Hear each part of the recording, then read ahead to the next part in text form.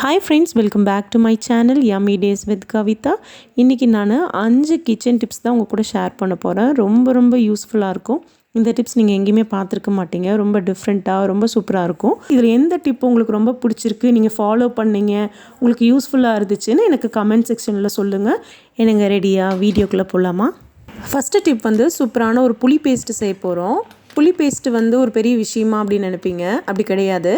நம்ம டக்குன்னு ஒரு புளி குழம்பு வைக்கிறதுக்கோ ரசம் வைக்கிறதுக்கோ இந்த புளி பேஸ்ட்டை இன்ஸ்டண்ட்டாக நம்ம யூஸ் பண்ணிக்கலாம். ஒன்று புளி ஊறுறதுக்கு இன்னும் ரொம்ப நேரம் ஆகும், ஒரு 5 நிமிஷம் தானே ஆகும் அப்படின்னு நினைப்பீங்க. ஆனால் அந்த புளி வந்து நம்ம கரைச்சி வெறும் தண்ணி மட்டும் எடுத்துகிட்டு மீதி அந்த சக்கை வந்து வேஸ்ட் ஆகிடும். நமக்கு அளவு தெரியாமல் கூட குறைய நம்ம எடுத்துடுவோம். ஸோ நிறைய டைமில் பாதி புளி வந்து வேஸ்ட்டு தான். ஆனால் இந்த மாதிரி புளி பேஸ்ட்டு செஞ்சு வைக்கும்போது அது வேஸ்ட்டே ஆகாது. நான் இன்றைக்கி ஒரு 1/2 கிலோ கொட்டை இல்லாத நார் இல்லாத புளி எடுத்திருக்கேன். இது வந்து நார்மலாக நம்ம வாங்குகிற புளியை விட கொஞ்சம் காஸ்ட்லி தான். ஒரு 30 ரூபா 40 ரூபா எக்ஸ்ட்ரா தான் வரும்.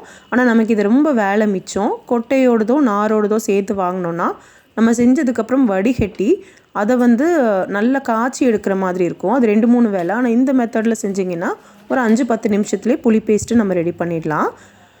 இதை வந்து நம்ம குக்கரில் சேர்த்துக்கோங்க. குக்கரில் சேர்த்தும் போது தனித்தனியாக அப்படியே உதிரியாக பிரித்து விட்டுக்கோங்க. ஏன்னா ஒன்றோட ஒன்று இல்லாமல் பிரித்து விட்டுக்கிட்டிங்கன்னா ஈஸியாக அது வெந்துடும். குக்கரில் சேர்த்துனதுக்கப்புறம் ஒரு 3-4 டம்ளர் தண்ணி சேர்த்துருக்கேன். இது கொஞ்சம் பெரிய டம்ளர்.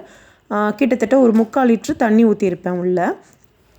குக்கரை மூடி ஒரு 4-5 விசில் மீடியம் ஃப்ளேமில் வச்சுக்கோங்க. மீடியம் ஃப்ளேமில் வச்சிங்கன்னா அது நின்று நிதானமாக நல்லா சாஃப்டாக வெந்துடும். ஸ்டீம் அடங்கினதுக்கப்புறம் குக்கரை ஓப்பன் பண்ணிடலாம்.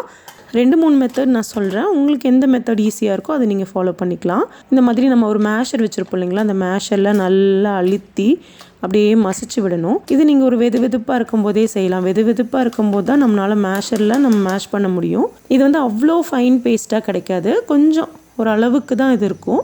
2வது மெத்தட், இதுதான் நான் ஃபாலோ பண்ணுற மெத்தட். எலக்ட்ரிக்கல் பீட்டர் வச்சுருக்கேன். அந்த எலக்ட்ரிக்கல் பீட்டரை வச்சே நல்லா அப்படியே ஒரு 2 நிமிஷம் பண்ணி விட்டிங்கன்னா இது சூப்பராக அப்படியே சாஃப்டாக பேஸ்ட் ஆகிடும். ஃபஸ்ட்டு மெத்தடும் இந்த செகண்ட் மெத்தடும் நம்ம இது வெதுப்பாக இருக்கும் போதே செய்யலாம்.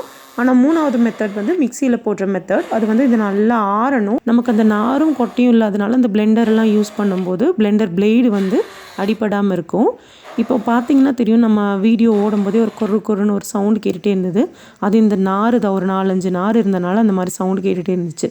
அதை நம்ம எடுத்துடலாம். நம்ம கண்ணில் பார்க்கும்போதே அந்த நார் இருந்துச்சுன்னா எடுத்துடுங்க. ஆனால் நீங்கள் மிக்சியில் யூஸ் பண்ணுற மாதிரி இருந்ததுன்னா இது நல்லா ஆற விட்டுட்டு தான் நம்ம அடிக்க முடியும். இல்லைனா நல்லா தெறிக்கும். அதே மாதிரி அடிக்கும்போது கொஞ்சமாக தண்ணி சேர்த்துற மாதிரி இருக்கும். நீங்கள் தண்ணி சேர்த்துனதுக்கப்புறம் அடுப்பில் வச்சு நல்லா காய்ச்சிற மாதிரி இருக்கும். நம்ம வந்து பச்சை தண்ணி தானே சேர்த்துருப்போம். பச்சை தண்ணி சேர்த்துறதுனால புளி வந்து சீக்கிரம் கெட்டு போயிடும். ஸோ அந்த மாதிரி இல்லாமல் இருக்கிறதுக்கு நம்ம அது கொஞ்சம் நேரம் காய்ச்சணும். ஆனால் இந்த மெத்தட்லேயோ இல்லைன்னா அந்த மேஷர் மெத்தட்லேயோ என்னென்னா அது நம்ம வெந்த தண்ணியிலேயே தான் அதை நம்ம மசிச்சு விட போகிறோம். அதனால் அது கொஞ்சம் ஈஸியாக இருக்கும். நான் மேஷரில் இவ்வளோ திக்காக நல்லா சூப்பரான ஒரு பேஸ்ட்டாக ரெடி பண்ணதுக்கப்புறம் ஒரு 2 டேபிள் ஸ்பூன் அளவுக்கு சால்ட் சேர்த்துக்கோங்க, உப்பு சேர்த்துக்கோங்க. சேர்த்துனோன்னா கொஞ்சம் கெட்டு போகாமல் இருக்கும். அதே மாதிரி நம்ம ஃப்ரீசரில் வைக்கிறோம் இல்லைங்களா, அப்போ எடுக்கிறதுக்கு ஈஸியாக இருக்கும். நல்லா ஸ்கூப் பண்ணி எடுக்கலாம். ஒரு ஐஸ்கிரீம் எடுக்கிற மாதிரி ஈஸியாக வரும். போட்டதுக்கு நான் 2-5 ஒரு 5 நிமிஷம் மட்டும் அப்படியே அது சூடு பண்ணி விடுங்க. ரொம்ப கொதிக்கணும், கெட்டியாகணும் அப்படிலாம் எந்த ஒரு பதவுமே இல்லை. லைட்டாக சூடு பண்ணி விட்டுடுங்க. அது ஆறுனதுக்கப்புறம் இப்படி ஒரு பாக்ஸில் போட்டு ஸ்டோர் பண்ணிக்கோங்க. உங்களுக்கு ரொம்ப ஈஸியாக இருக்கும்.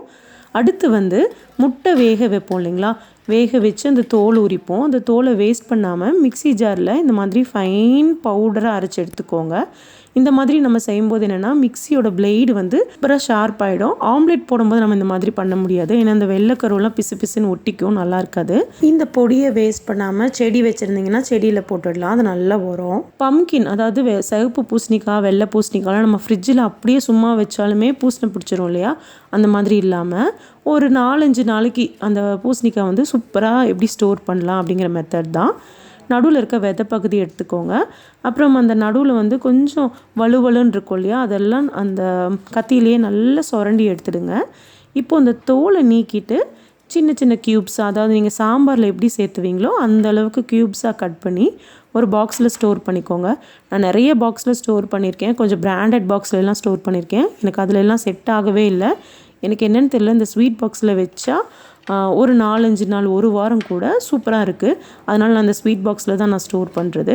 ஸ்டோர் பண்ணதுக்கப்புறம் அப்படியே உள்டாவாக அந்த பாக்ஸை வந்து திருப்பி வச்சுடுங்க. வெள்ளை பூசணிக்காவாக இருந்தாலும் சரி, சிகப்பு பூசணிக்காவாக இருந்தாலும் சரி, இந்த மாதிரி உல்டாவாக திருப்பி ஃப்ரிட்ஜில் ஸ்டோர் பண்ணுங்கள்.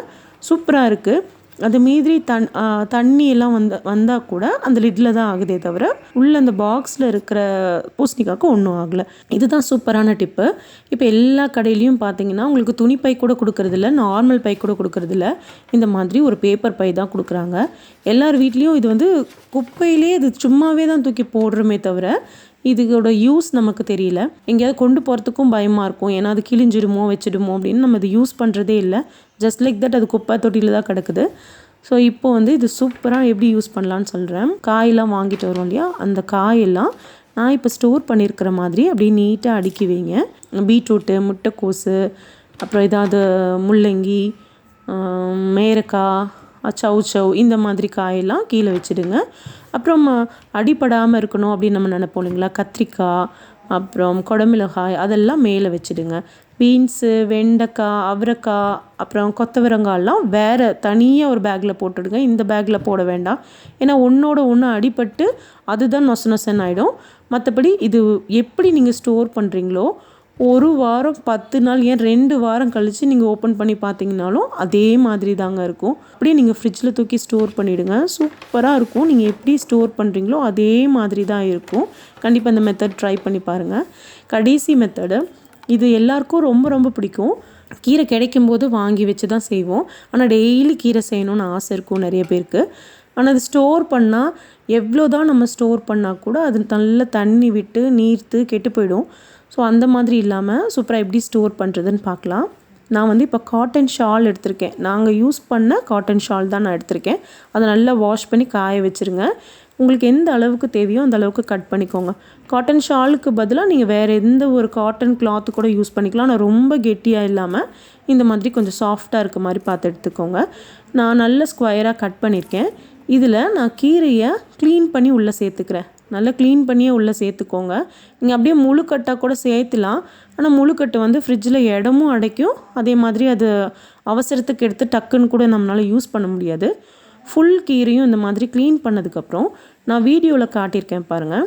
இந்த 2 கார்னரையும் ஒரு முடிச்சு போட்டுடுங்க. அப்புறம் இந்த 2 கார்னரையும் இப்படி எடுத்து கையில் பிடிச்சிக்கோங்க.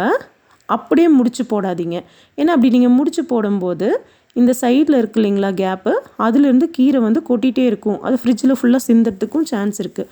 ஒரு சின்ன ஒரு சுற்றிட்டு அதுக்கப்புறம் முடிச்சு போட்டுக்கோங்க. இது கரெக்டாக இருக்கும். உங்களுக்கு வந்து ஒரு 4-5 வகையான கீரையை நீங்கள் இந்த மாதிரி க்ளீன் பண்ணி எடுத்து வச்சிட்டிங்கன்னா அந்த வாரம் ஃபுல்லாக உங்களுக்கு சமைக்கிறதுக்கு ஈஸியாக இருக்கும். நான் இன்னொரு கீரையும் க்ளீன் பண்ணியிருக்கேன்.